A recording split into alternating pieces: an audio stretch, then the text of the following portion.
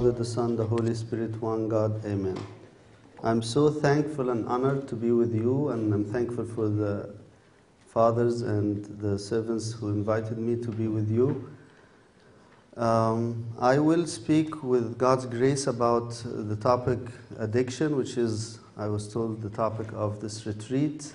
I'll be more happy and glad to receive your questions and or specific meetings if you would like that. My plan is to give you an overview about what addiction really is scientifically, what happens in the addict's brain and life, socially, biologically, psychologically, and spiritually, and then have an overview about how to treat this terrible condition. So I will speak with you today about how it develops, what it is, from all these aspects, and then tomorrow we have spent some time to speak about the treatment. God created us as free people, free beings, and this was the most important characteristic of who we are as human beings, the freedom. And I'm sure that here in this country we celebrate freedom every day, and we would appreciate very much to be free people. Satan, on the other hand, has a different plan. Satan's plan is to enslave us from the very, very beginning. And he approached Adam and Eve the very first moment to introduce to them enslaving properties where he can tie them down from their freedom. So this is the story that we're going to talk about. How is Satan taking a very, very important characteristic that God is giving us and trying by all means to trade it for slavery? This is the topics that we're going to talk about. Why do we have to study this? Then we're going to have the definition of addiction, the common types of addiction, what leads to addiction, how does addiction develop, how does addiction affect behavior, and then we're going to end with treatment of addiction. Why do we have to study this? Actually, this is a question that I was faced coming here. Why do we have to present this to our kids? This sounds negative thing. Let's talk more about positives. Well, it is Satan's plan, and we have to be very, very aware of it. And when I say addiction in the next few slides, you will kind of start to understand that I'm not talking about heroin and cocaine and that's it, period. No.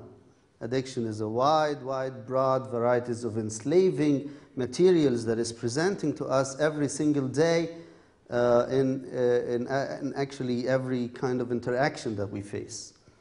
It often begins at very young age, and severe problems can occur when an individual continues to use substances despite consequences.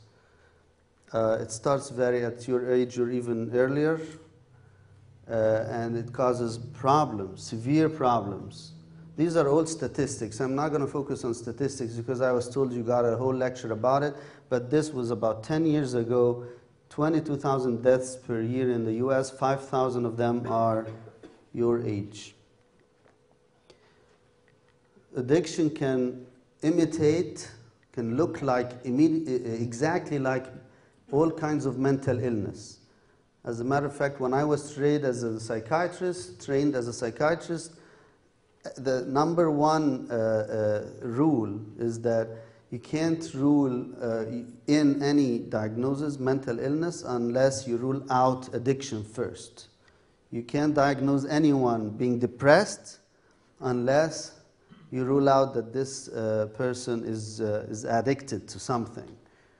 And the same applies to all kinds of mental illness, including the severest forms like schizophrenia and psychosis and all kinds of hallucinations and delusions. And that you have to exclude addiction first before you go ahead and say this person has such and such. Why? Because addiction can cause any kind of mental illness, or at least the picture of can be just looking like it. And sometimes it leads into real mental illness, as we're going to learn. It can lead to numerous medical conditions and even death. It takes total control over people's lives. In part of this lecture,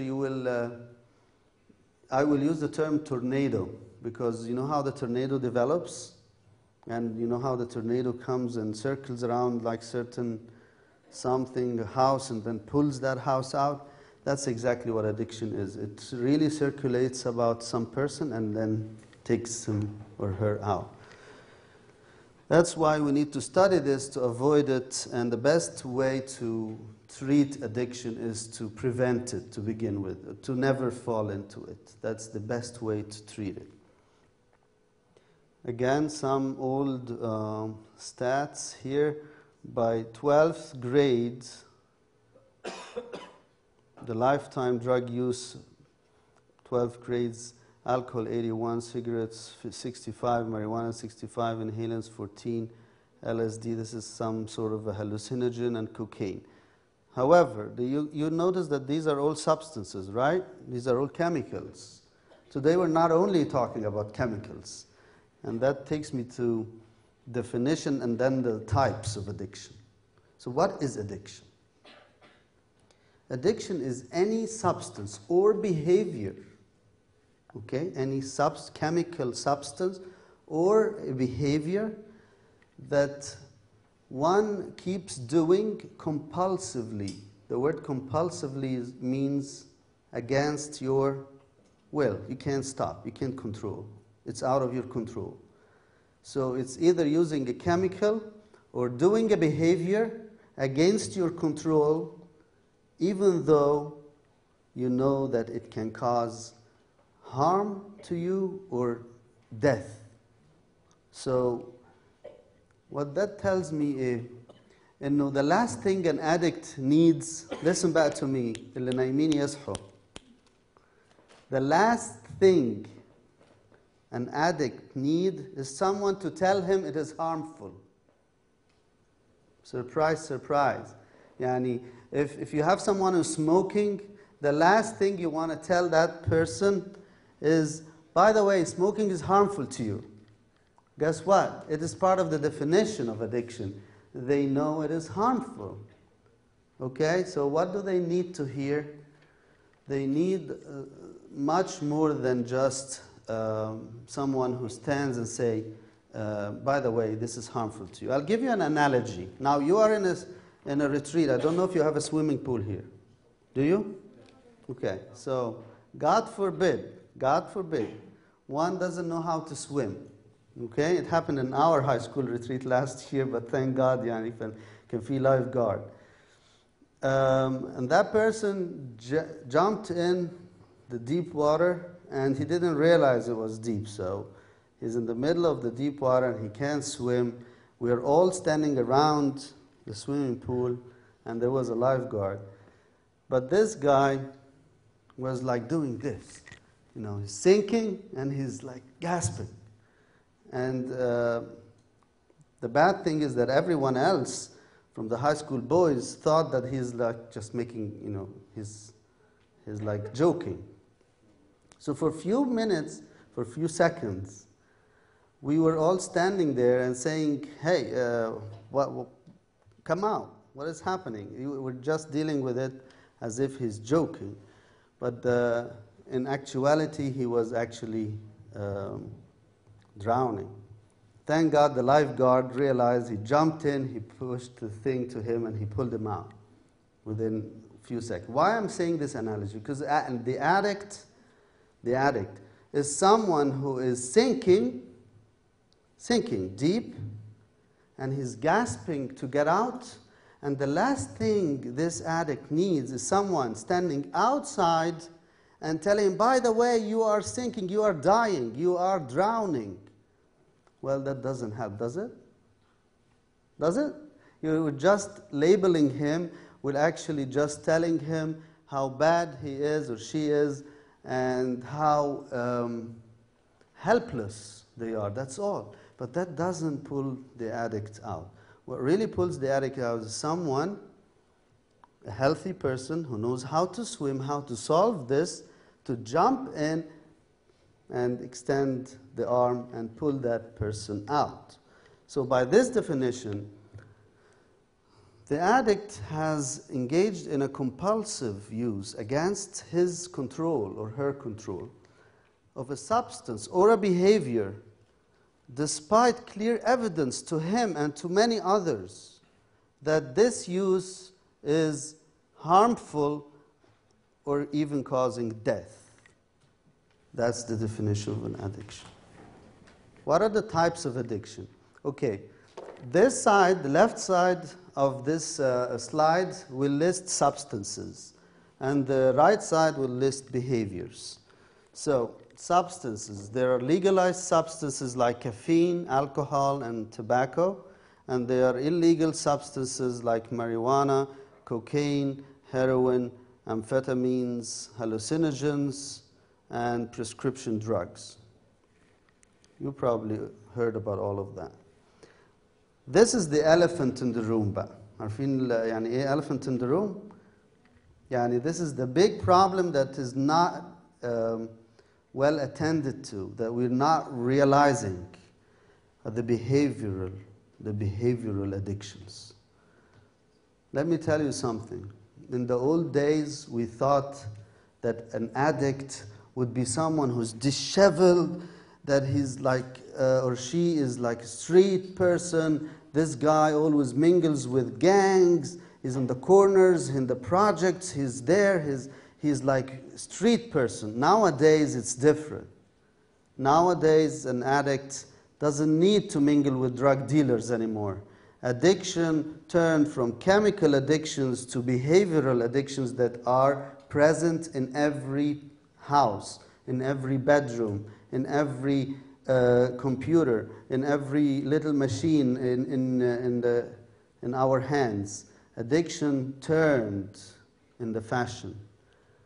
Behavioral addictions is the big problem. Pornography on the top of the list, gambling, sex, television, internet, video games, food, exercise, even work, and money.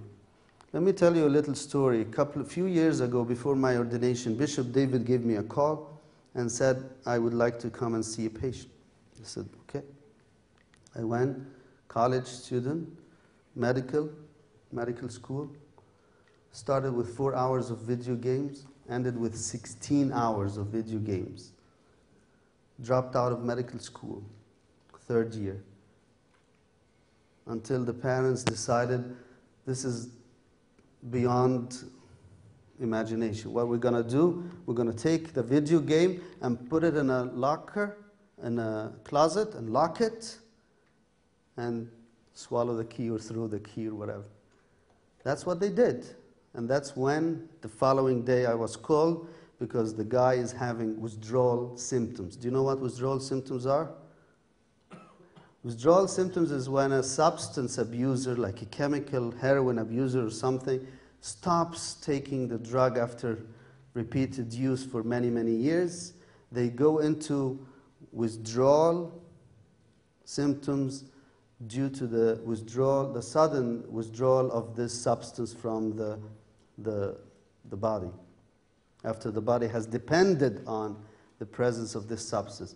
But video games causing withdrawal symptoms, that's what I saw. Video games, that's the elephant in the room, that's the surprise. Video games now, it doesn't belong to street people anymore, right? It's not, addiction is in our houses. Addiction is in our rooms. So be careful. This is the big question that will help us to understand this. Do you think it's a sin or a disease?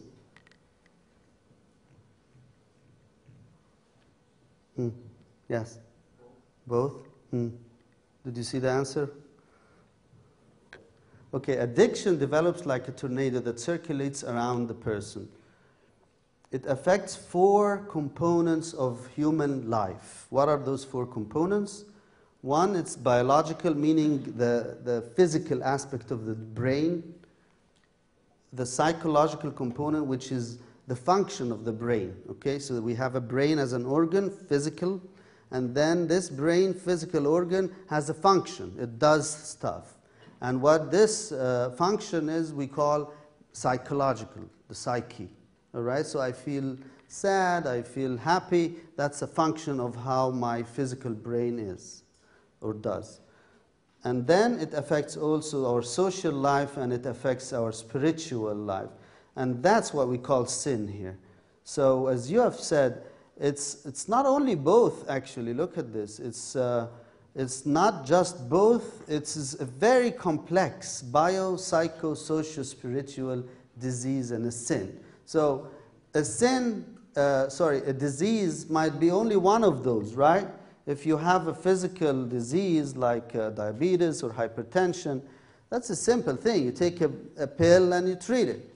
But this is a very complex disease. It affects the brain physically, the function of the brain mentally, and then social life, and also it is a spiritual disease, which is what we call sin.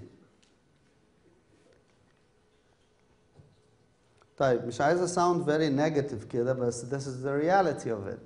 So what are we gonna do? We want to learn some things about prevention. Prevention is the way to go. Okay, because God forbid, if someone doesn't know how to swim and he's sinking, it is, to get him out is a big deal, especially if he's in the middle of the ocean. Okay? But the best thing is to prevent this from happening. So to do this, let's talk a little bit about the predisposing factors. I don't want this to be very dry talk, so if you have questions, please raise your hand. If you have anything that you want to share, please raise your hand. So the predisposing factors are, I'll go with the 4 aspects. Some people say you want to blame it on genetics. Well, it could be true, but the truth here is about tendency. So every one of us have different tendencies to be addicted to something. The way you are wired from God might be different than the one next to you. There is someone who's more resilient, tough, and someone who is going to take one sip of substance and fall into a addiction. And also behavior. There's someone who will look at one picture of porn and just continue, never stops. And there is someone else who will look and say, oh, this is not why God created me to do this, and then starts to block it. So there is difference in terms of the resilience. Psychological factors. What leads into addiction is emotional difficulties such as depression, anxiety. All of us, when we are depressed or we're anxious, we want to self-medicate. We want to take something to make us feel better. If I look at something, maybe I'll get relief. That's predisposing factor. Inner emptiness. If you feel hollow inside, if you feel like your life is empty, you will look for a solution. Loneliness and boredom. And I think this retreat is covering many of these issues, right? Loneliness and boredom. Social factors like addictive society. Let me tell you, I was talking to the parents yesterday about how our kids, our very young kids, are now used to clicking buttons like I'm doing now, and things are happening. They're all used to إن هم click على button where colors appear and things move. This is what we call a quick fix, a quick response.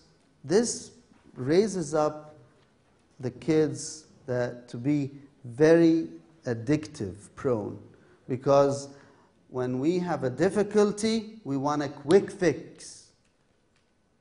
We're not used to, wait, pray, see what God is going to get you through this difficulty. We're not prepared for this. So this is our addictive society. Temptations that are surrounding us very easily. Like I said, in the old days, for an addict to get a substance, an addictive substance, he has to get out of the home and go very, very far into areas that are not comfortable and buy drugs and have risks of being seen and caught. Nowadays, it's very easy. It's very easy. Temptations are around us. Dysfunctional and fragmented families contribute to that, and most important is distancing from your Creator. Our Creator, my beloved, created us for a much, much more meaningful life, to connect with Him on a very high level and to have being filled from Him rather than from anything else. Distancing from our Creator leaves us asking for a quick fix. And I believe that this was covered as well. And then there is an opposite view of freedom here. We all believe in freedom, right? We like freedom. But the very freedom that we seek causes our enslaving. Under the title of freedom, we want to do whatever. But that's not freedom. What we do, when we do whatever, we get hooked into being enslaved. And that's why the Lord said to the Jews, whoever does sin is a slave for sin. That's not freedom. Now I want to give you some information about how does that develop in your brain.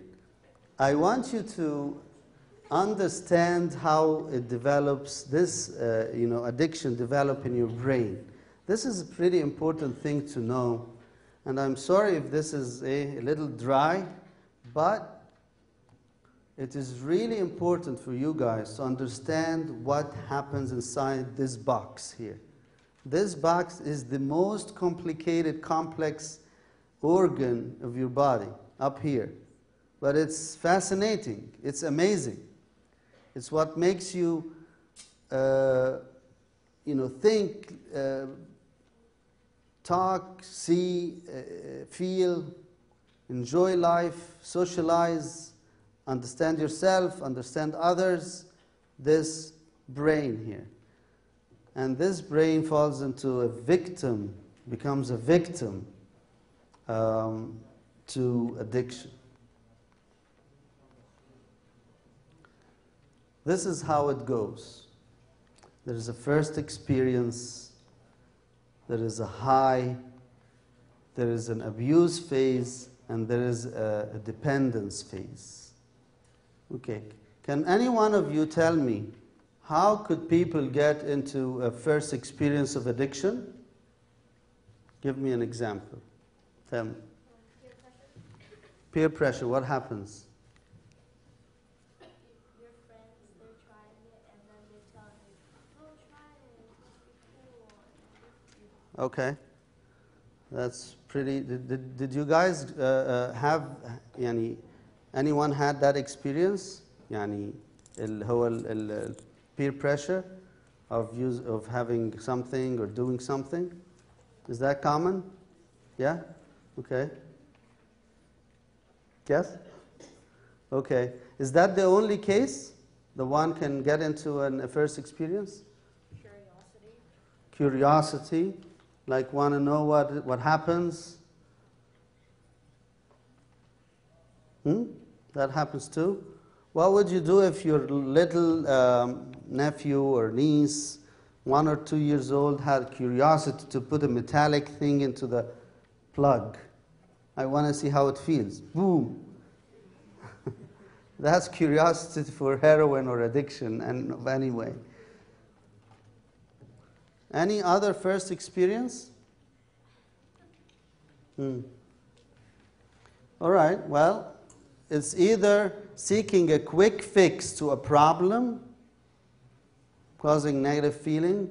A lot of times we're approached by these kids or peer pressure, or think about doing something to alleviate our feelings. يعني أنا قاعدة alone, I feel very bad, what do I do? Let me maybe try this thing, to feel better.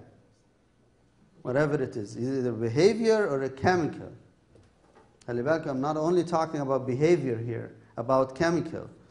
We're not talking here about drugs only, but let's say look at something or scratch myself or have a drink or whatever it is to raise my morale or my feeling.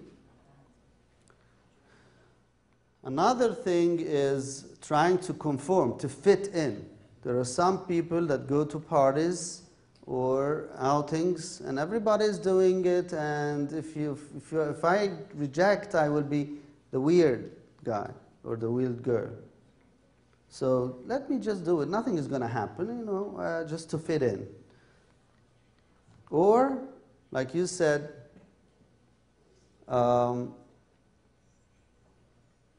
no, sometimes it's unintentionally when some people they get engaged into something that they wouldn't know are addictive, and they get their legs pulled into something. Nowadays, the prescription drugs are on the rise. Be careful. Prescription drugs like painkillers, they're not a joke. If somebody told you to take this to feel better, and it's prescription, but it's on the rise of the addiction field.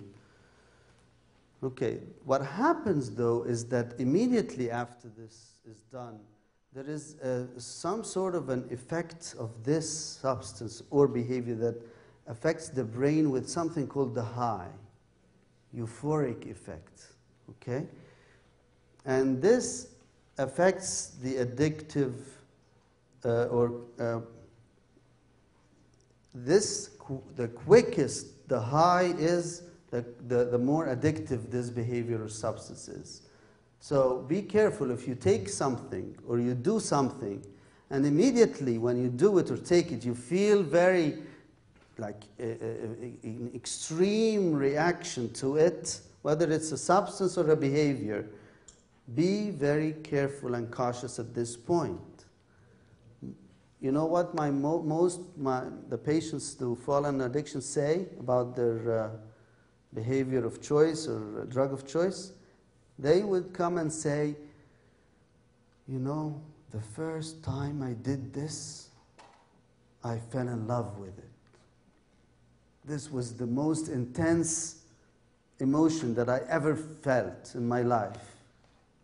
So if you have this, if you have a feeling like this from anything, be careful. Be very careful and cautious. Whatever the behavior is or the substances. If you feel this high, then there is you're prone.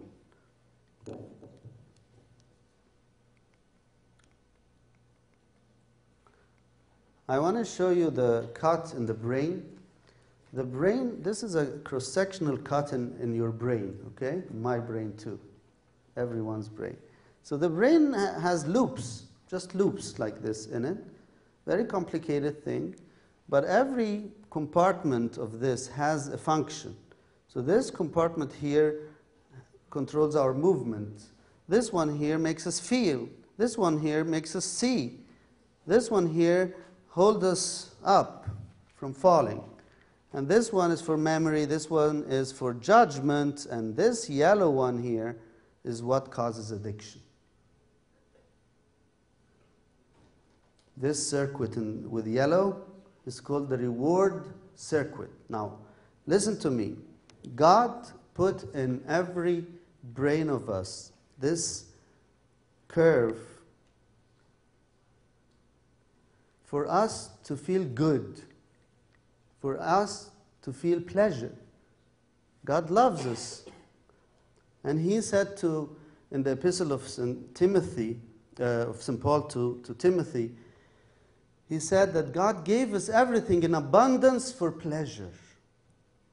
So God created us like this. He gave us a circuit up in the middle of our brain here, right in the middle of the brain, that is composed of at least 3 centers connected to each other with a path or track, and the communication between these cells goes on with chemicals. We call them neurochemicals, or specifically something called dopamine. And why? What does this do? Well, when you take something that is pleasurable, or do something that is pleasurable, like let's say you are in a restaurant and they are cooking the most delicious food that you ever saw and smelled, and you say, yeah, it tastes great. And then you order it, you get the farha, you eat it, and it goes right into a boost of dopamine into this circuit here. And this gives you a euphoric effect, pleasurable effect. You say, oh, I had the best meal ever. Okay? Now the brain will signal this as the most pleasurable food of your life. It will stamp it. So and so loves this the best. Memory. Put it in the memory. Now, next time when you're passing by a restaurant and you smell this, what's going to happen? Your reward circuit here is going to boost dopamine. Pour dopamine in the brain. And guess what happens? You're walking like this and you're going to stop. I love this. This is beautiful. And it's sometimes so powerful that it can really change what's on your mind so that you can go and seek this repeatedly. So God created us like that. Nothing wrong with that. There are so pleasurable things that God created, right? Like food, water, good, relationships, healthy relationships. And he put it in marriage for union through sex. For a very good reason. He wanted to unite those two into one. So he put this machine, system, so that the wife and the husband unite through him, through this pleasure circuit. Is that clear? Okay, let's move on and see what happens in the brain here. So this is the reward circuit. These are the 3 centers that I said. One here down in the primitive area. Now, understand this with me. Now, I took you into medicine, right? Give you a medical class. Understand this. Our brains are the most developed brains in creatures, right? If you compare our brain to a monkey, our brain is going to be more developed, right? If we compare that to a cat, it will be even more developed. To a mouse, more developed. What makes a big difference between our human brain and less creatures is the presence of this area here on the top. This is called the prefrontal cortex, the cortex. This is like the high sophisticated machine that we have up here. But inside here, inside deep here, is very, very primitive. It's like more so like the apes, more so like the animals. Well, inside of everyone there are some things that are similar to the animals, right? When we have tendencies to jump others, when we have tendencies to indulge something out of norm, when we have a tendency to grab someone or punch someone, that's kind of what the animals do. They don't pay attention to social norms or rules or regulations. They don't. If you get a lion here today and said, by the way, we are in a retreat center, you're not supposed to be here, he's not going to listen, is he? He's going to just grab whoever he wants, and that's it. So that's what they work with, this primitive area here. But look at this connection. It's connected up here to the high sophisticated area of humans. But guess what? I have new information to you. This new area here, upper area here, takes a long time to develop. A long time, about 18 years to fully develop. And also to be connected well to the primitive areas. What that does is, like, any one of you drives? Anyone here drives? Raise your hand if you drive. Okay, so how many paddles do you have in the car? 2, right? One is accelerator. That's the primitive one here. This is the accelerator. It says go, go, go, do whatever. Eat, kill, jump, sniff, smoke. That's the inner area here. It's very primitive. But then there is another paddle right on the left, which is the brakes. This is our brakes up here. But unfortunately, the brakes take longer time to develop than the accelerator in human brain. It takes at least 18 years. So far, what we know is at age 18, that's when the full development of the prefrontal cortex, or the cortex, the brakes of our human brain. Before that, there is a problem. We have a car that has an accelerator that works much more efficient than the brakes. Now, the car is going to have difficulty to stop. And the connections are not very well done yet. Let's see what happens when a substance of addiction is taken. This image here is of a cocaine. When the cocaine gets in here, it triggers this inner thing, and it quickly circulates in the reward circuit, causing a rush, a euphoria. This is how, I'm not going to bore you with much details, but this is how it basically it goes in. This is a brain cell, and it has a receptor here, and the more the cocaine is in here, the more the euphoria and the rush is.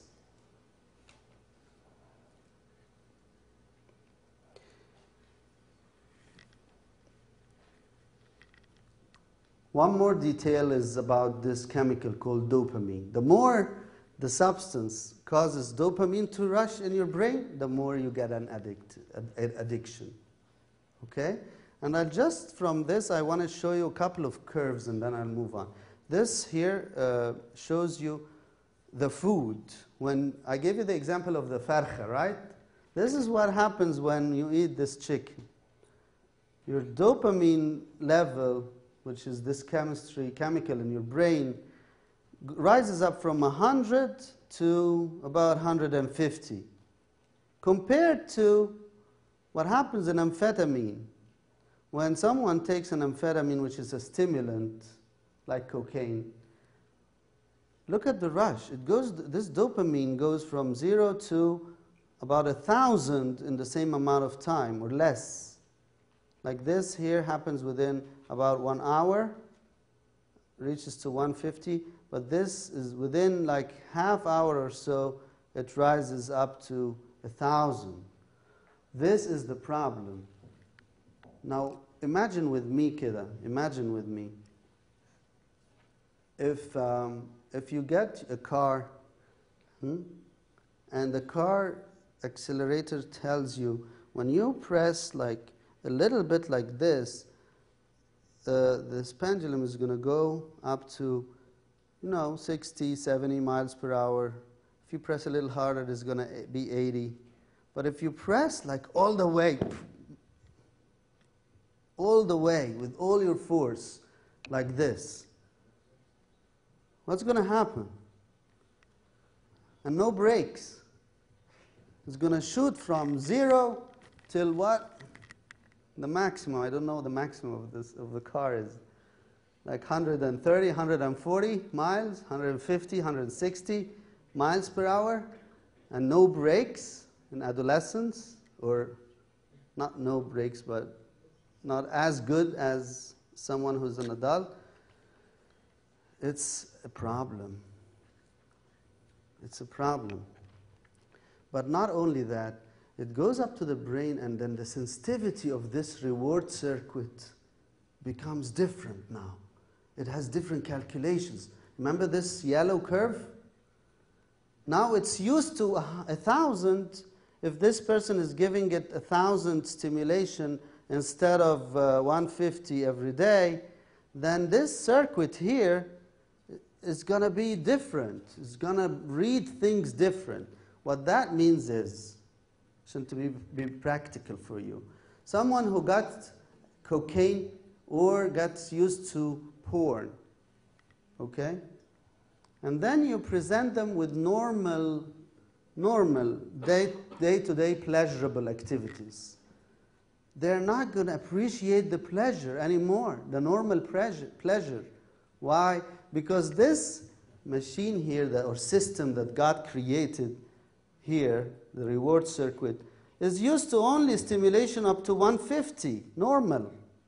But this person has been stimulating this system with 1,000 degree for many, many years. So how are they going to appreciate normal pleasure anymore? Do you get what I'm saying? They are used to a very high degree of pleasure. They're not going to appreciate normal pleasures. And that's why addiction takes this person away from life, from social life. It makes them, they cannot feel happy anymore with normal things. Their life circles around this addiction thing. This is the comparison between drugs, amphetamine, cocaine, ethanol, nicotine. This is alcohol. But bottom line is that there is extreme stimulation from all of this beyond normal levels. 5 things to know about the adolescent's brain.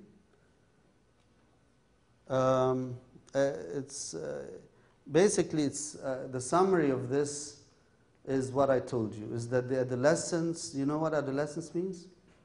It's the age of middle and high school, مثلا 11 to 20 or something, or 18. The front lobe, like I said, is what we call the brakes, and it's less developing and it's too risky. The front brain still developing connections, like I said. And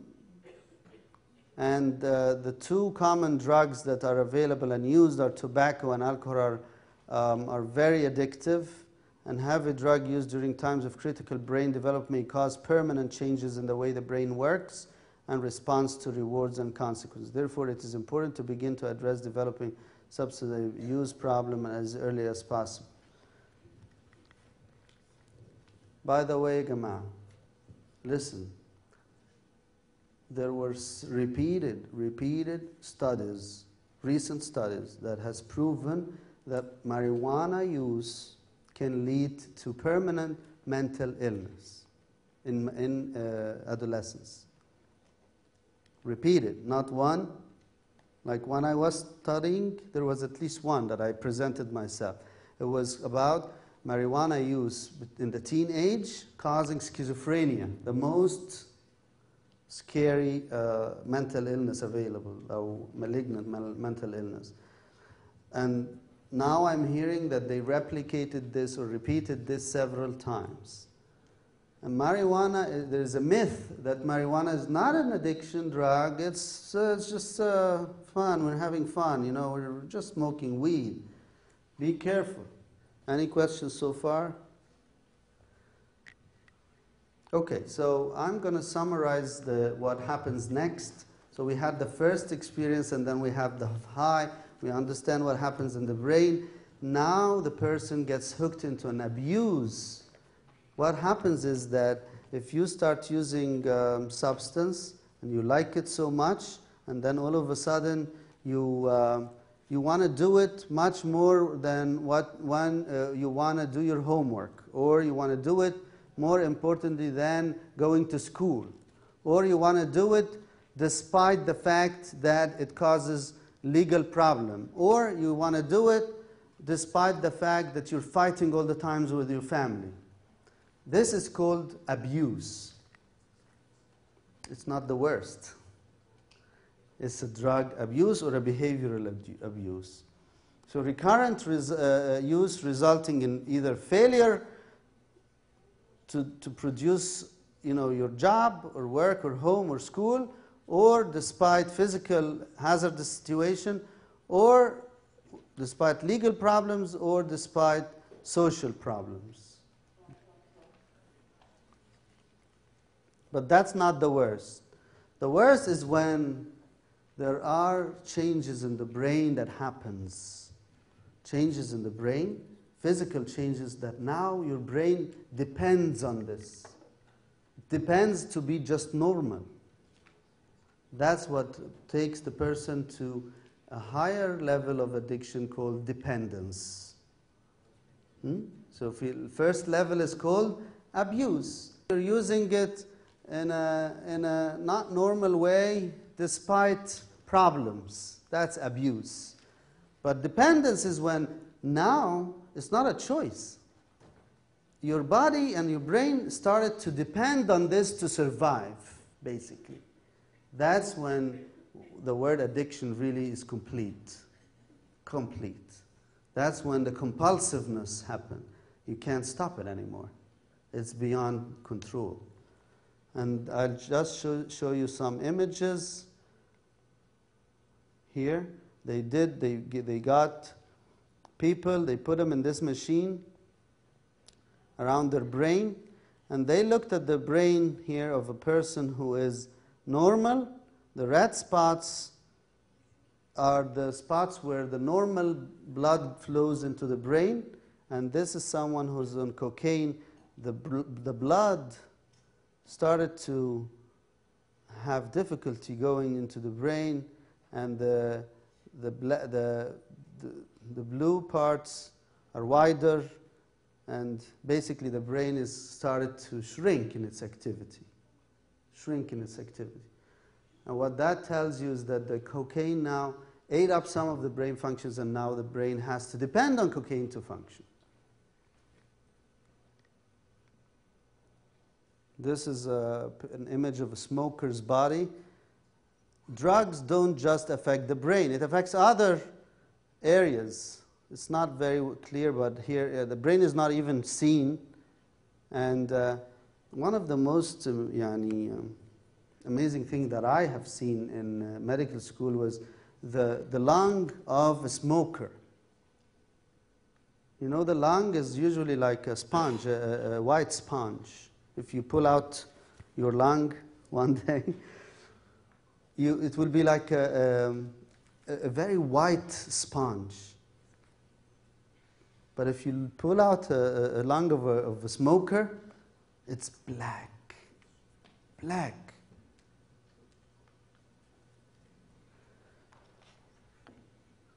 One thing I want you to know about smoking, by the way.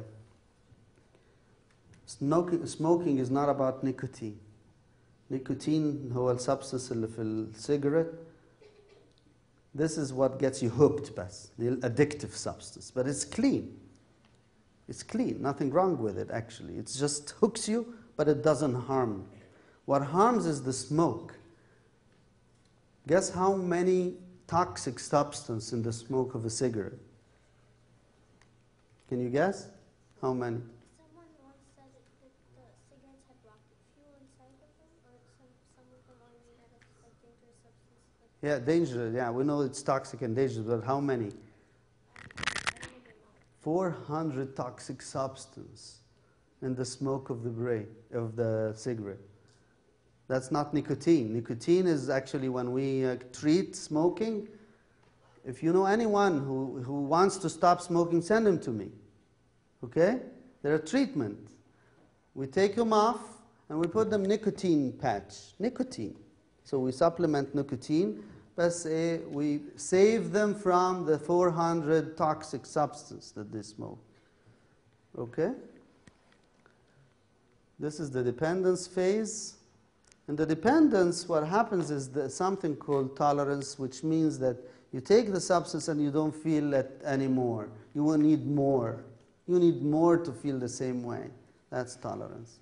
And then withdrawal is what I described to you before. When you stop, you feel something is wrong, is missing. And then the person starts to look for this substance more and more, and this or behavior. They can't live with it. They spend most of their time either looking for the substance or the behavior, or doing it, or getting away from it, or something. So the life revolves about this behavior. This is all details that are not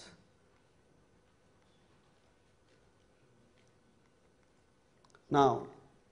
There is something called craving. Did anyone hear this word before? Craving? Can someone describe craving to me? What is craving? Yes. Like you want something and you need it. That's true, but go more detailed about what I said. Huh? You're hungry for it. And what do you think is causing that? Did you raise your hand?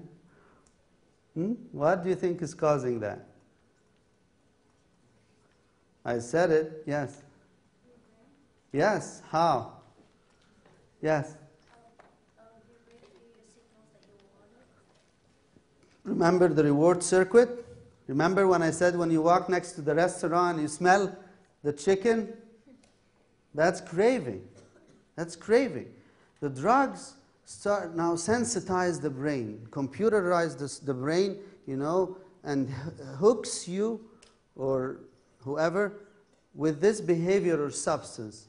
Anything that reminds you with it, or even a thing or a person or a place. Anything or any person or any place that reminds the addict with his behavior or substance of addiction, it paralyzes them. They have to stop. They stop what they do and then compulsively gets attracted to this thing or place.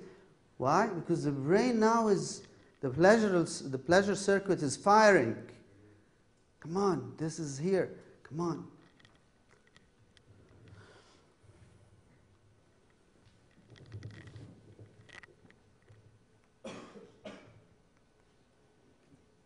By the way, I don't have my wristwatch, and that's dangerous. 5 more minutes, okay.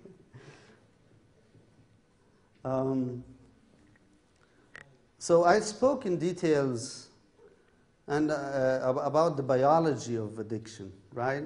And I hope that you had at least 50% of your brain with me alert. But I'm glad that we covered this, even though many of you have fell asleep. But I'm glad that we, at least you guys have introduced to the origin of this. And then very quickly, I think what you will hear from many other lectures is the psychological component, where you have a stressful situation, and then you contemplate about doing something, and then you get obsessed with it, and then you start to compulsively do it, and then indulge it, fall into it, and then have a remorse, guilt feeling. So if you felt like there is attempts to hide something from family and friends, if you felt like you are doing something that you're hiding it from family and friends, then think about it. If you felt like you're becoming dishonest or guilty or withdrawn, then think about something is going wrong. If you have someone who's started to have strange behavior all of a sudden, then they might be coming into an addiction. and then guilt feelings that lead to depression. So many, like I said in the beginning, many depressive symptoms are related to addiction. And then the person starts to sacrifice personal relationship or integrity or jobs or things like that. Like give up people, give up on stuff. That's when you know that something is really going wrong. And then the addiction becomes the center of the person's life.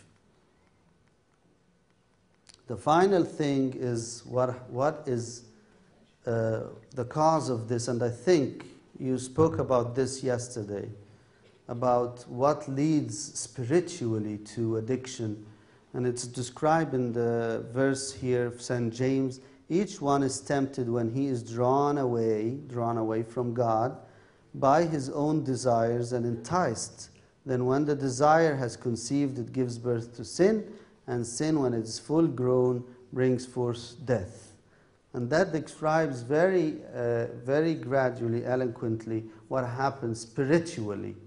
Okay? Spiritually, this is the last slide. Pay attention for the last slide, please. Spiritually, what happens is that it starts with a desire, then you're tempted, you lust for it, you fall into it, and then it becomes repetitive as a disease or a sin. The sin can lead to death.